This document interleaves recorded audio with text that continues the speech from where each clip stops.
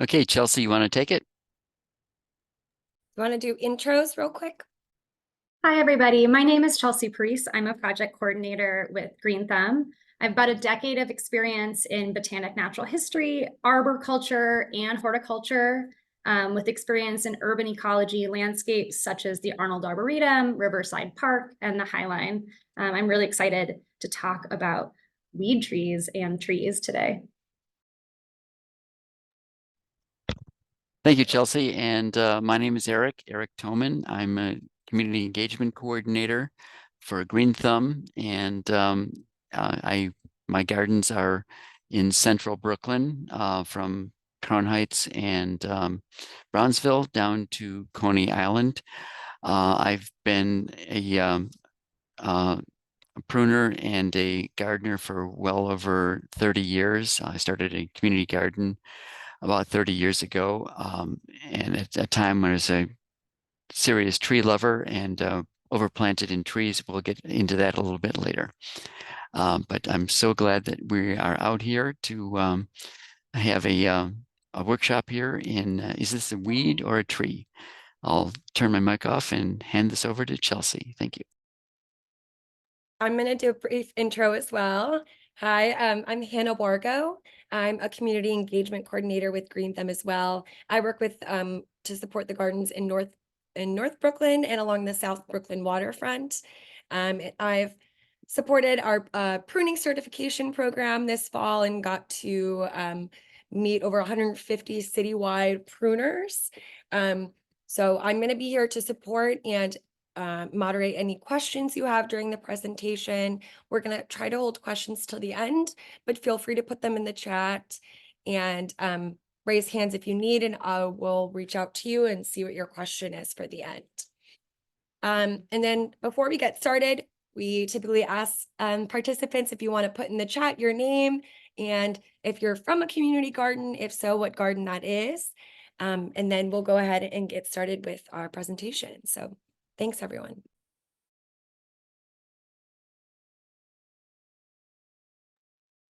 Okay, so title of our presentation today is weed or tree. And that question may seem simple, but as most questions, it's maybe more complex than it first appears to be. So let's start with some basic definitions. The first is, what is a weed? A weed is really, there's no biological definition of what a weed is. It's literally any plant that grows in a place that's not wanted. It could be a rose bush, it could be a tree. If it's not wanted in that particular location, it's a weed. And so when does a tree become a weed or a weed tree? It becomes a weed tree when it disrupts human infrastructure or future plans, when a tree gets in the way and it's not really wanted. This is when a weed tree technically becomes a weed tree. So that's when it's defined. But when does a sapling become a weed tree? So weed trees grow like any other plant. They start often with a seed, maybe a root grafting, and they start very small, and then they grow very quickly. And at first, they're kind of a tiny thing that we barely notice in the landscape. And then very quickly, and certainly over time, these trees get bigger and bigger and bigger and become more disruptive in our landscapes. Because weed trees are not planted intentionally, like all of our street trees, for instance. They are also called volunteer trees or spontaneous trees because effectively a seed landed in the landscape, thought it was a good place to put down roots, and is going to keep on keeping on for as long as possible. And you can actually see an example of that in the lower left-hand corner. This is an empress tree seedlings. This is actually, I was walking by, there was a big mature empress tree, and then a crack in the sidewalk had, I think that's 4 or 5 seedlings growing in the crack in the sidewalk, all trying to get started. Those would become big pains for street infrastructure if we let those kind of grow. So it's important when we talk about weed trees to talk about intentionality and purpose of our urban trees. Urban trees should be grown with really future initiatives and long-term planning strategies in mind. Like all ecologies and urban systems, they're kind of complex, and we try to keep them intentionally balanced as possible. So we're going to be talking a lot about weed trees, which specifically means trees that are places that we do not want them to grow. I wanted to make sure we had a caveat that we love trees here at Green Thumb, here at New York City Parks. They provide us with a ton of ecosystem services, instead of including cleaning air, shade, reducing heat, holding soil, reducing flooding, and then providing homes for all of our ecosystem little critters and creatures, mammals, insects, fungi, and that because humans are part of the ecology, we actually are stewards of ecology and work towards a balance in our community gardens and our communities. We make sure that every seed that grows is growing in kind of the right place based on a balance idea of our urban ecology. And our urban gardens, our balance often looks like supporting nature, providing shade for our communities, and growing food. This is kind of a visual representation of that. This is what your garden might look like today. You have a really nice ecology that's great for nature, birds, bees, all the little insects love your garden. You have a lot of sun and outdoor space for growing food for your community. You get to grow those beautiful tomatoes and peppers. And then also you have a tree that provides shade you can sit under on those hot summer days and have some community gathering spaces. And then right in the middle, you have this little oak sapling, little oak seedling, just starting. It's got 4 leaves, and you have to ask yourself, is it in the right place? Is it going to support all of these initiatives equally? Do we have room for it? Is this a tree or a weed in our landscape? And so this is what it looks like today.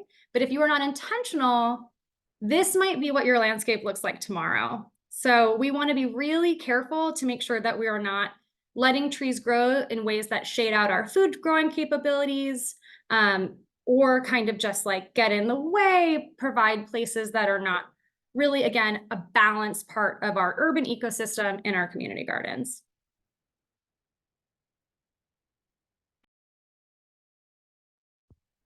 Thank you, Chelsea.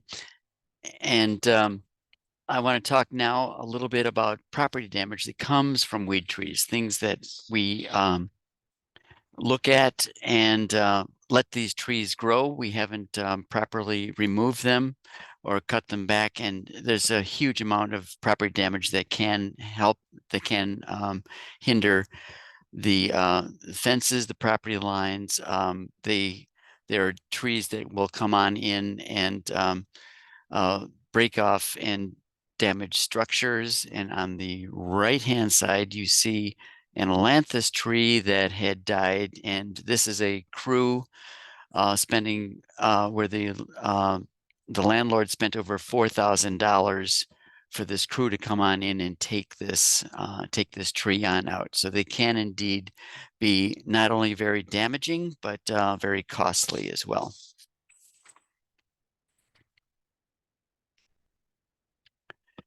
Now, whether is that a weed or is that a tree that we want to have, there is some very wonderful applications that are out here that you can use, and we highly recommend the iNaturalist. It is a great app that you can use. Take a picture of it, and it will move into its database and will give you the ID on the plant that you are taking a picture of. Using iNaturalist, you become a citizen scientist, and you are actually helping the iNaturalist program increase its database with more data points in location and types of trees. It's a really wonderful app. We highly recommend it. There are others out there. Plant ID is another one, but this is one way to know just who it is and what it is that you're dealing with.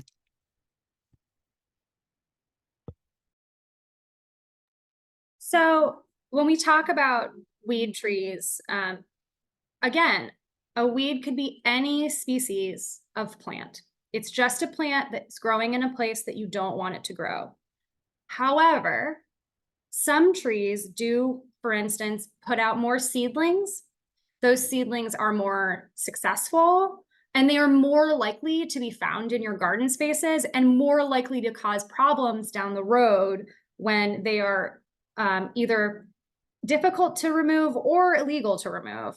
So we wanted to give you kind of a quick overview of kind of the common weed trees in New York City. Again, I would highly recommend that you rely on a field guide or on iNaturalist to help do your ID work.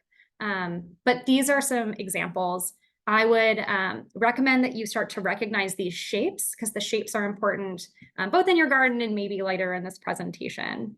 So Eric talked about Tree of Heaven, also known as by its genus name, Ailanthus. That's the one on the left. Norway maple was introduced to New York City a long time ago.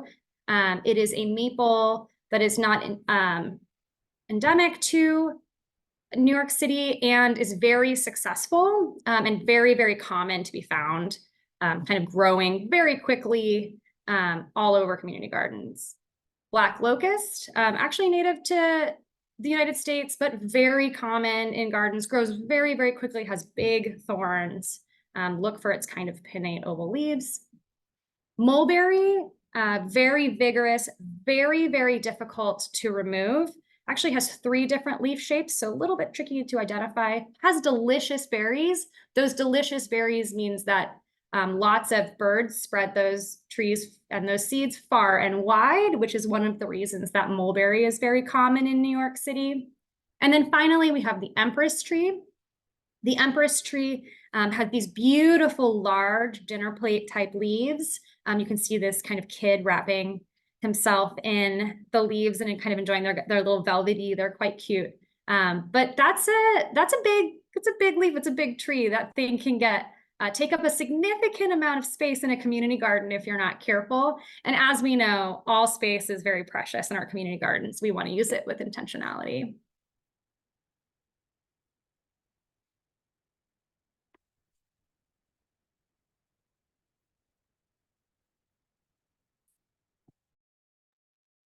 You're muted, Eric. No, I know I'm muted. Okay, now I'm not muted. Sorry about that.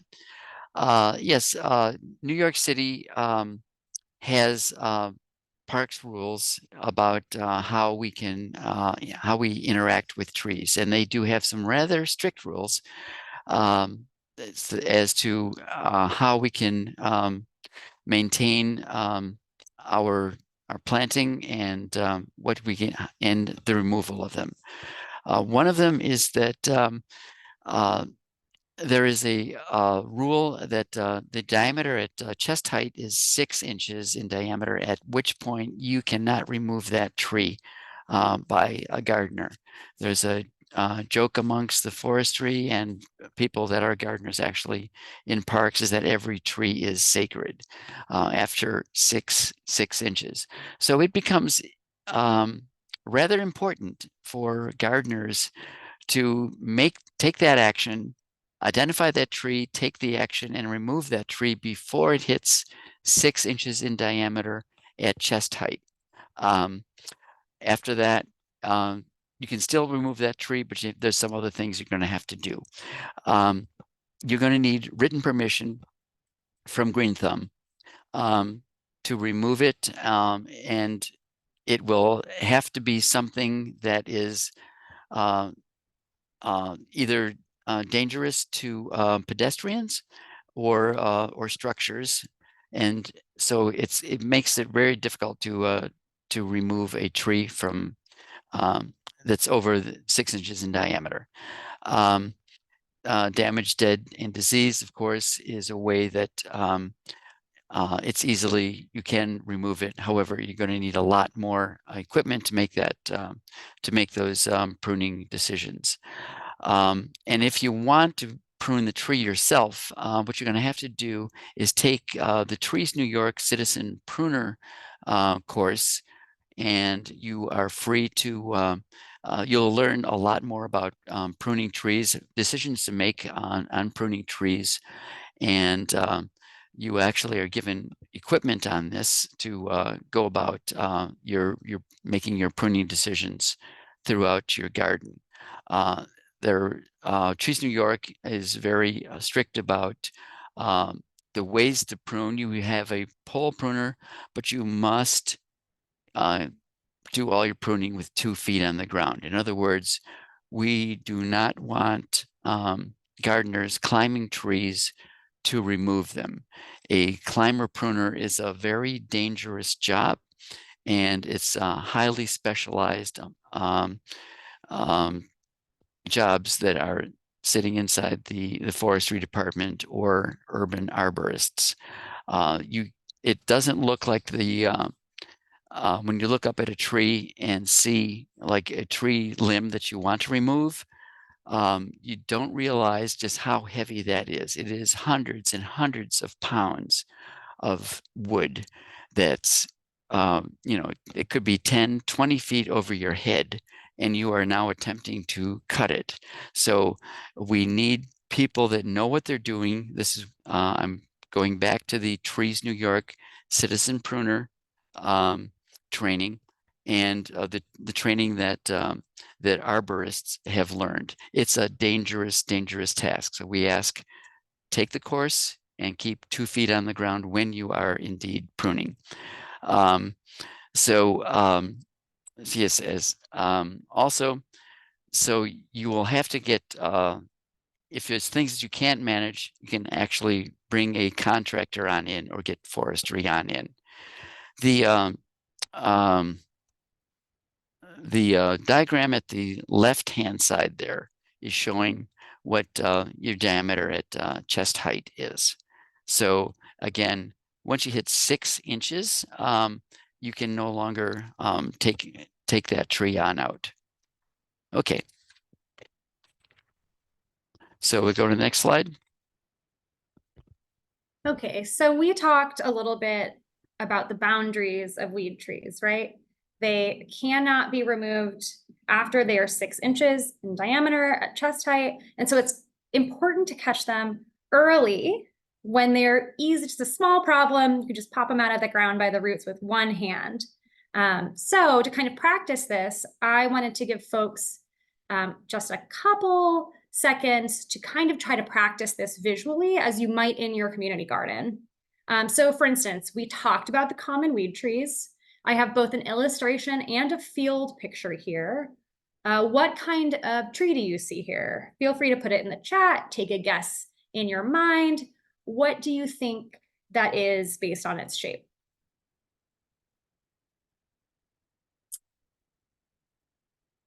I'll give you one more second. So this is a ailanthus, or a tree of heaven seedling. Now, it's one thing to know what it is, and it's another thing to be able to spot it in the field. I'm going to give you a few more seconds to visually just try to think, this is your lawn. This is where you guys like to picnic. There's these plants around. They're not really a problem. You know, they're not bothering anybody. How many tree of heaven seedlings do you see here, which could become a problem in the future? Give you another couple seconds to just kind of visualize that. There is an uninterrupted picture. Take a second. So I took a look at this picture, and that's how many I found. So that's a couple, a dozen. And again, those are 85-foot tall trees in the future someday. Those could be big problems. You want to try to get those out when they are teeny tiny problems. That's too much shade for our community gardens. That's too much of a problem for us to handle. So just to kind of emphasize this point, that's a picture of a lawn, but these are actually pictures from community gardens in New York City that I've been in, where I've walked past and I've said, ooh, look at all these weed trees. They are not getting noticed when they're teeny tiny, but they are going to become very big trees someday. So let's start on the left. I don't know if anyone knows what kind of tree this is. Feel free to guess. It's actually not on our list.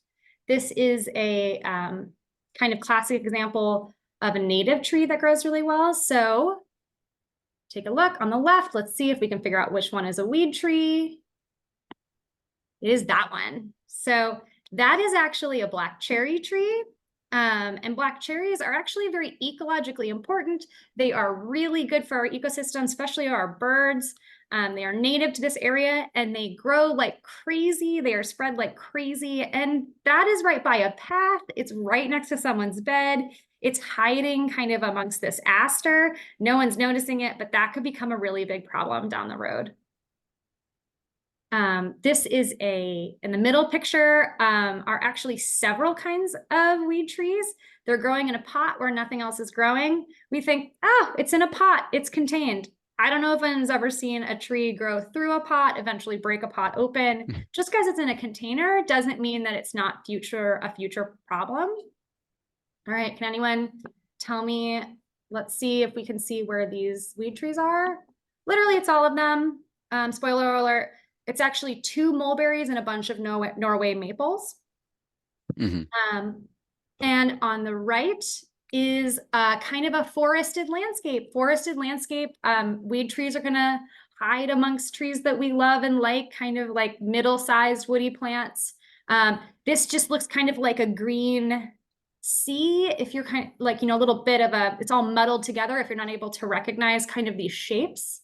But they're actually hiding right there. That's a bunch more of Norway maples. And there's actually probably a red maple back there, which is a nice tree. If this garden is looking to keep this a shaded area, that red maple might be a candidate. But again, it's all about being intentional with our ecologies, not just letting these things grow just because they seeded there.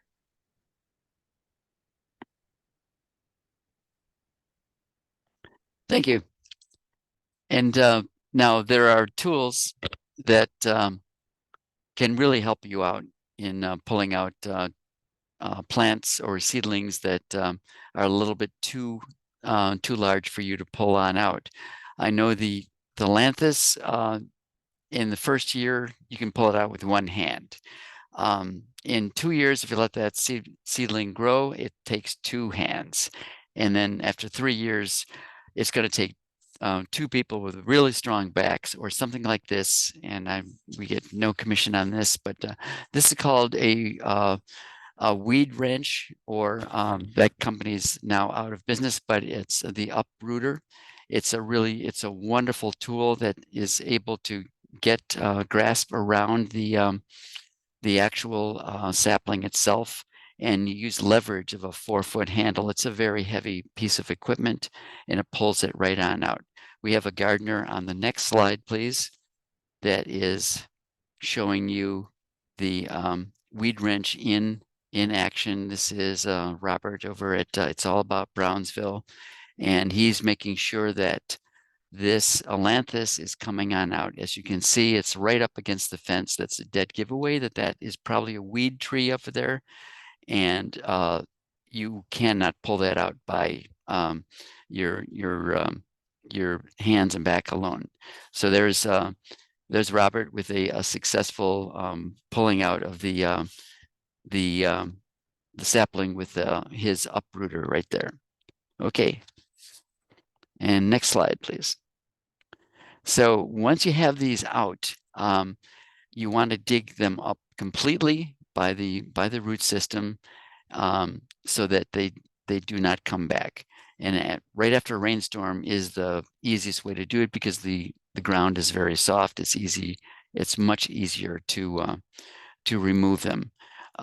Put them in bags, please. The heavy duty black plastic bags. And this will basically kill them. Don't put them back into your compost bin. Don't chop them up. Don't chop the root system up into the compost bin, because what you're actually doing is you're germinating new weed seeds if you throw this into the compost bin. So it goes into the bags, and take them on out of your garden. And you can also solarize them. 3 weeks or so in the sun will very often kill them. Just one little story. We had at the backyard garden, we had several Alanthus trees that were almost 6 inches in diameter. We dug them up by the roots, and they were well over 30 inches deep. We dug them out and we turned them upside down into the sun for 2 or 3 weeks to dry them out. It is really hard to kill an ailanthus tree. So you need to solarize them or dry them out one way or the other to kill them. And we'll go to the next slide, please. So that actually finishes our presentation with plenty of room and time for questions. Welcome folks now to kind of be curious, to ask about weed trees and have any questions on any topics. So I'll open the floor. And we didn't receive any questions in the chat thus far. So please, if you have a question, feel free to raise your hand and I will try to call on you in the order we need, or just take your mic off and let's chat since we have some time.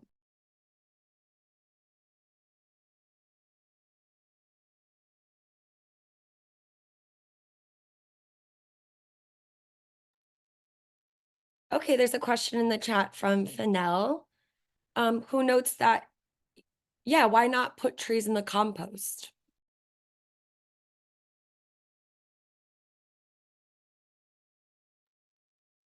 So as I said, the root system can germinate if you put them into the compost. It gives you a very lush environment to regerminate these seeds. It is a way of propagating your weed trees, so you don't want to have them in your compost.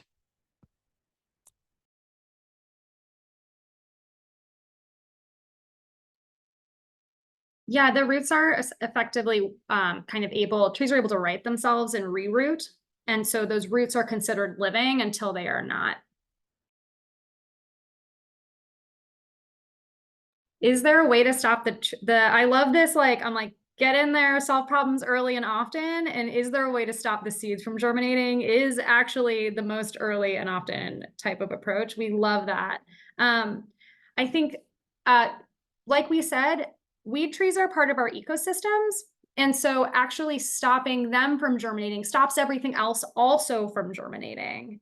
And so any kind of thing that would stop that is something that might hurt our food or our ecosystem broadly. And so there is kind of not a blanket way. However, keeping these plants away from your garden keeps them from seeding and producing further. So, I mean, I have several ginormous ailanthus trees outside of my window. I have like 4 or 5 95, 100-foot tall trees. Those are going to seed ailanthus seedlings for the next, like, I don't know, 100 years, and I can't do anything about it.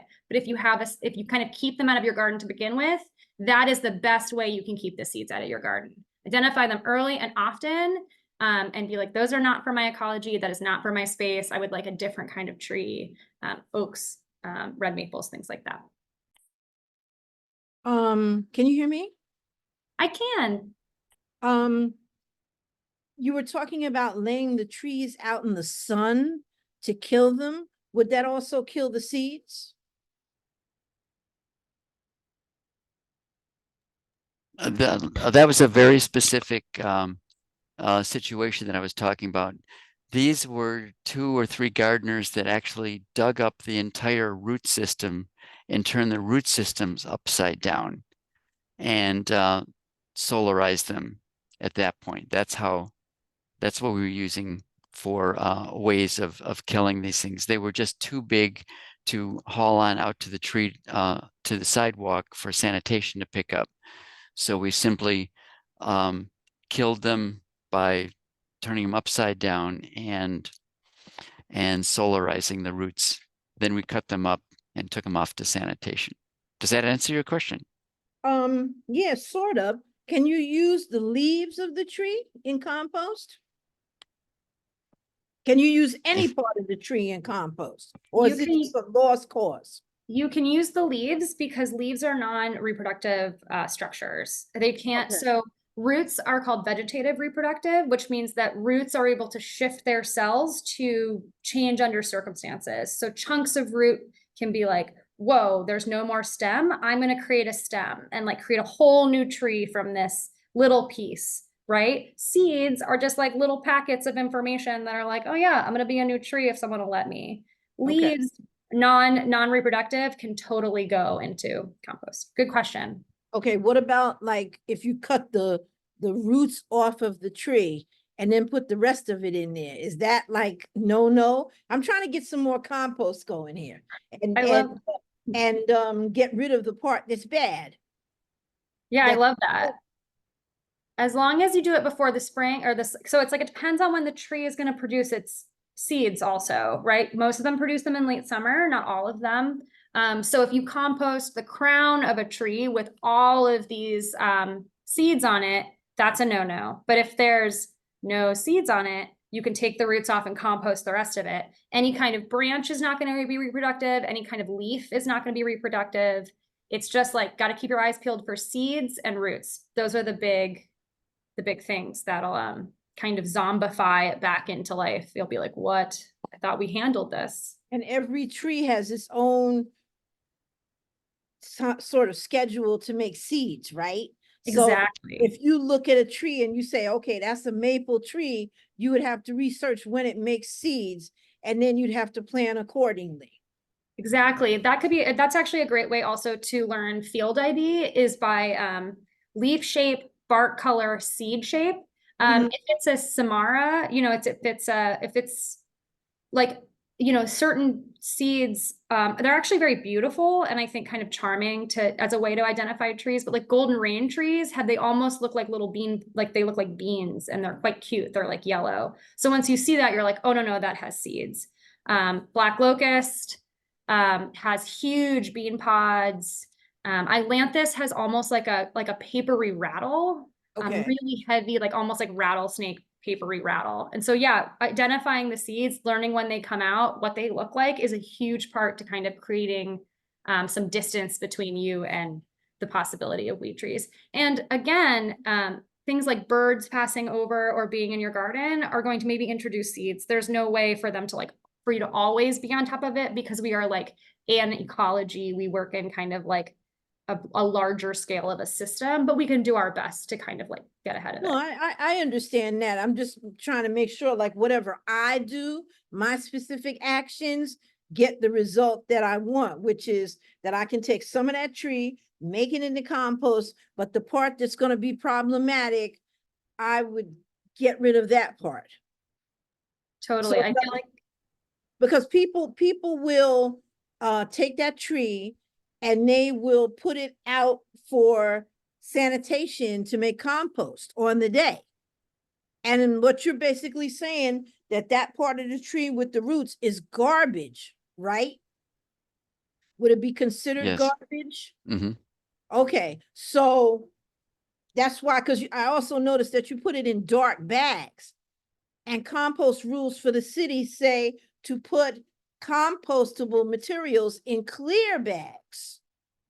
That's what got me all on this line of questioning because of the kind of bags you used and the seeds that you were talking about and not putting it in your compost bin.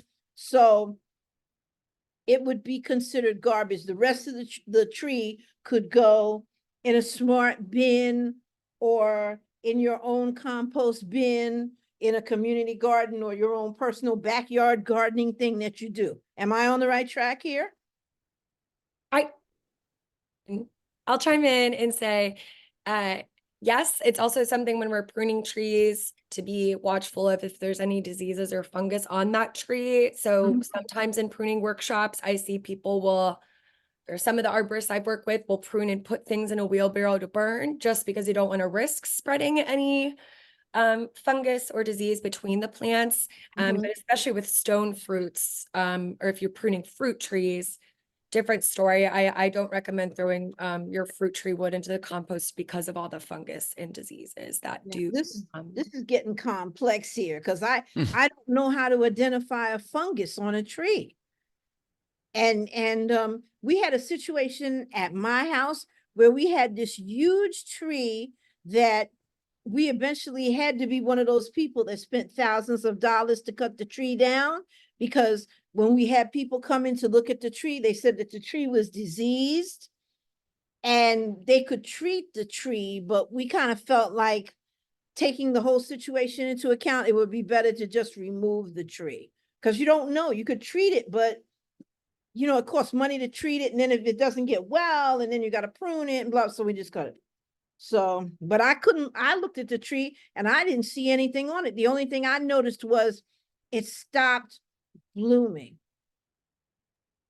Yeah, it sounds like you're really in touch with the ecology in that tree. And these do, you know, arboriculture is a whole science of itself, and it Okay. can get quite complicated. But I really like that you are thinking about taking these weed trees and thinking about how to incorporate them into things like compost and urban ecology. It's like you're totally on the right track. You're absolutely right about the bags. Reproductive structures go in black. Everything else goes in white to continue to serve, make good compost, good soil for to support New York City. I think that you're so thoughtful, and it was a really good question. Well, thank you so much. Gee.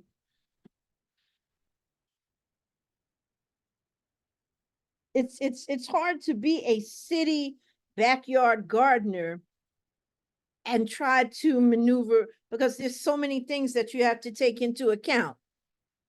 And if you have neighbors that, my neighbors are not particularly thoughtful, so I learn a lot about that too. There's lots of things that go on, so.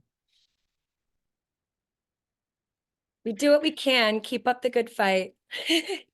I know, because there's many things that I'm like, oh, no, no.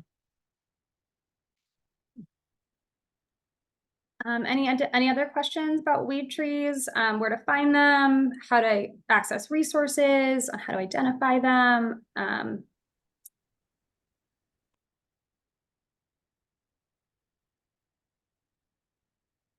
I'm gonna put something in the chat that I don't know if anybody would care about this. This really isn't like subject matter for this.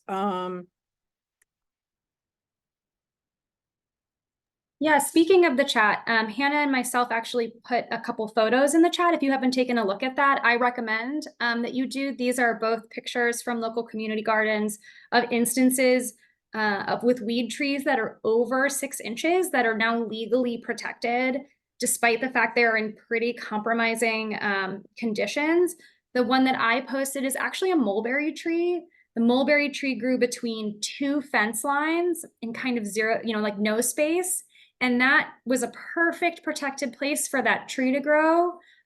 Makes it very difficult to remove before it got big. And now it's this kind of gangly, you know, not really fruit producing, you know, like tree that is sacred. Like that's just what it is now. And so it's like, you got to get those early. So weed trees often look a little bit like they have been tried to be rid of in the past. And so it is important to kind of reach out to your CECs if you can and see if you can get the right tools to really get them from the roots. And then Hannah posted a picture of what happens when we don't kind of recognize our trees as they get older. And so this tree was probably quite far from this bench when that bench was placed, and now has gotten so big that its bark, so trees are always growing from the outside. The inside is called deadwood, and it's structural. The outside cambium is the living vascular of a tree. It is actually often only like 1 or 2 cells thick. It's very sensitive.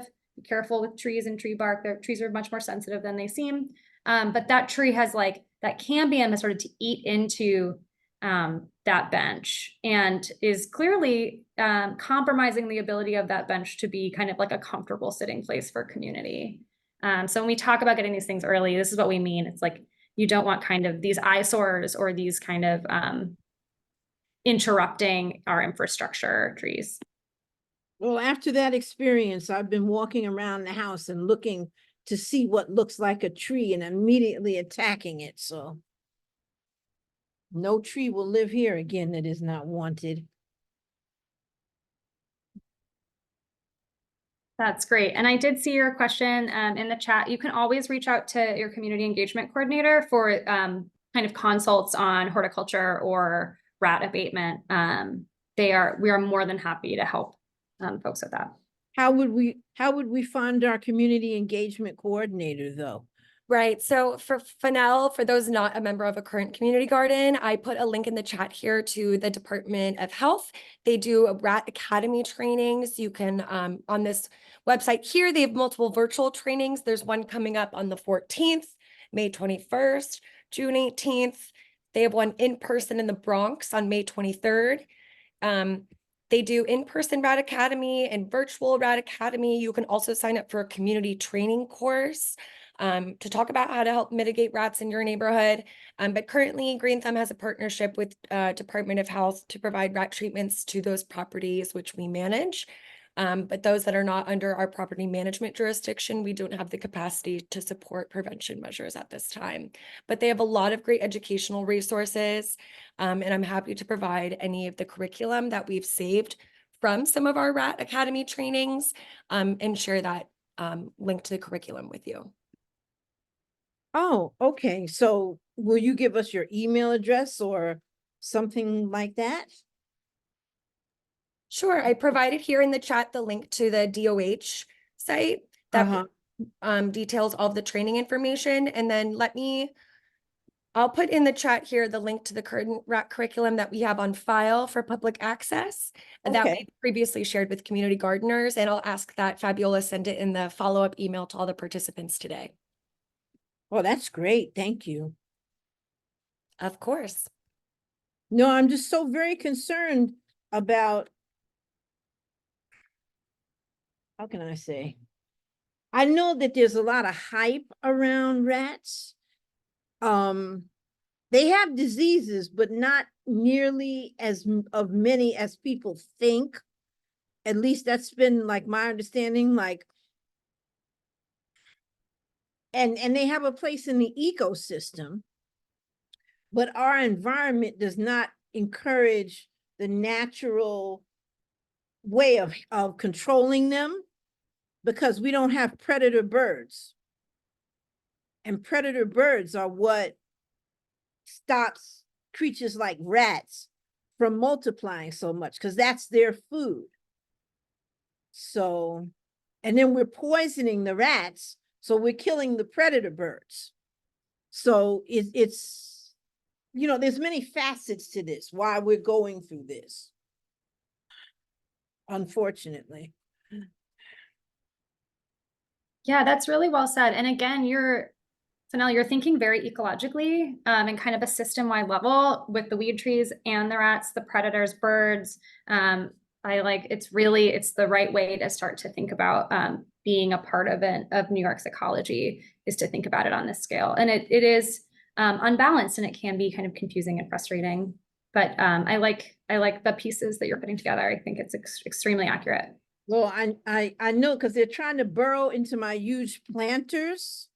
And I know there's ways to combat that, but I feel like my whole system is going to have to be revamped, which costs cash, frankly, you know, to keep them from digging in. And, you know, there's many things about this that I'm very concerned about that there are not in the subject matter of what we're discussing today, you know, because we're talking about trees and weeds, but, you know, humanity, you know, there's nothing like a fresh tomato.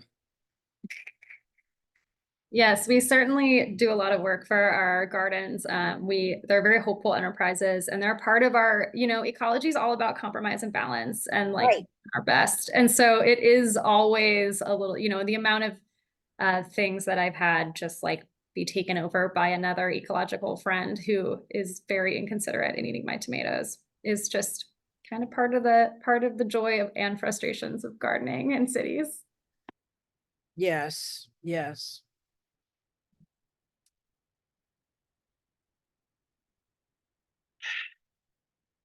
Hope I did this right. Yeah, this is right. No, I'm trying to get the PDFs that, Hannah was kind enough to post. Yes, I'm trying to locate some more of those. They'll be in the follow-up email if I don't get them here in the chat before 1 p.m. Mainly because this is the DSNY and DOH mainly deal with the rat trainings, and it's things that we tap into. But I have to locate where we've saved their curriculum, but they really are the source to go to, and that's who we consult with also for mitigation Okay. techniques in the gardens. And also I'll add too, if your garden is receiving treatment or like in the neighborhood, you're receiving rat treatment. I've had luck coordinating with the inspector and asking that they let us know the next time they'll be on site to do an inspection. And I've had gardeners meet the inspector so he can kind of walk them through what they need to improve on or what factors the Department of Health sees as encouraging rats to stay. So Well, I mean, my particular setup is in a bit of a hard place because, you know, in New York City, we have many reasonably tall buildings, right? And I have like a patch where I can grow, but I can't get any sunlight on my property. The people next door get it better, but they're not interested in doing any kind of gardening of any type. So I'm kind of relegated to my area and also to the front of my house, but that's a whole nother story because I live in front of a bus stop. So it's interesting. The interactions with people. Oh, Speaking of kind of plots and light, and we talked a little bit about kind of keeping trees, keeping, you know, like you want to keep sunlight so you can grow food if possible, right? And sometimes there's neighbors or trees that exist and they can't, we can't do anything about that, as you're saying. right. But one thing we didn't emphasize, or maybe I would like to emphasize again at the end of this webinar, is that when we're looking for weed trees, when we're looking for these future big 100-foot trees that could be a problem when we're growing food, you have to look outside of your particular grow bed, especially when we're community gardening with large plots. Weed trees, like Eric said, almost always grow on fences. It's, you know, people don't usually plant a tree right next to a fence. That's a classic. It's like these areas that get overlooked that are common areas by fences, pathways, lawns, areas that are weedy already or like heavily wooded. So if you step into your community garden and you think, I'm going to do a little look around for some weed trees, I would always recommend starting at your perimeter, walk your fence line, and then continue to kind of do a walk all the way around. When I'm walking a landscape, that's how I tend to assess it, is I do a really thorough kind of like back and forth from perimeter to inside. And then I feel like I've covered everything. So if you're in a community garden, you're looking for weed trees, I would recommend that method. But also they will grow right through your garden bed because you have soft soil, which is very easy for them to grow in. You have fertile soil, so that's a really tempting place for them to settle down roots. And so it's not just in these perimeter areas, it's also obviously in raised beds, but I think that's a good way to get started if people are thinking about doing a weed tree assessment of their spaces. Okay. Oh, We only have about 5 minutes left, so I wanted to just last minute questions.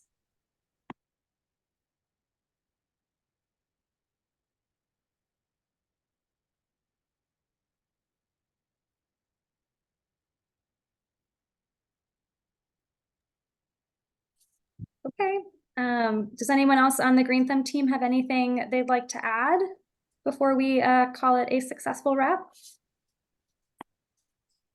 I'll say quickly before we wrap, if you have yet to say, if you're a member of a garden in the chat, that would be great if you could share. It helps us to know who's taking part in our programming, and who knows, maybe your CEC could follow up on a site visit and answer some specific questions about some weed or tree saplings for you. So if you're in here and you haven't shared your garden name and you're a part of one, would love to hear from you. And thanks everyone for coming. Yes, and before we end, Hannah, if you could please share again, just in case for the folks that join later, this is the weed or tree booklet and the Green Thumb resources growing native plants, identifying and removing weedy tree saplings. That's a mouthful.